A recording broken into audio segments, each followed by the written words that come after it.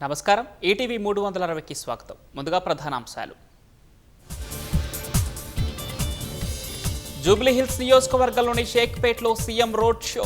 మోదీ కేసీఆర్ ఒకటేనన్న రేవంత్, కారుకు ఓటేస్తే కమలమవుతుందని ఆరోపణ. కాంగ్రెస్ పాలనలో హైదరాబాద్ మురికి కూపంలా మారిందన్న కేటీఆర్. చెత్త ఎవరిదో సత్తా ఎవరిదో తేల్చుకుందామని సీఎంకు సవాల్. మెదక్ జిల్లాలో ధాన్యం కొనుగోలులో అధికారుల జాప్యం. అకాల వర్షాలకు కల్లాల్లో ఆరబెట్టిన వడ్లకు మొలకలు. బకాయిల్లో 50% వెంటనే చెల్లించాలన్న ప్రైవేటు విద్యా సంస్థలు. డిమాండ్లు పరిష్కరించే వరకు బంద్ కొనసాగిస్తామని వెల్లడి. దేవదేవుడి ప్రతిష్ఠ పెంచేలా చర్యలు చేపడుతున్నామన్న టీటీడీ. శ్రీవాణి ట్రస్ట్ కింద 5,000 ఆలయాలు నిర్మించాలని తీర్మానం. హర్యానాలోనూ 25 లక్షల ఓట్ల చోరీ జరిగిందన్న రాహుల్ గాంధీ.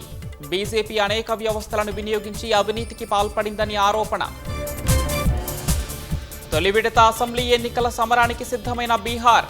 243 స్థానాలకు గాను 121 నియోజకవర్గాల్లో రేపు పోలింగ్. ట్రంప్ రెండోసారి బాధ్యతలు చేపట్టిన తర్వాత రిపబ్లికన్ పార్టీకి ఎదురుదెబ్బ.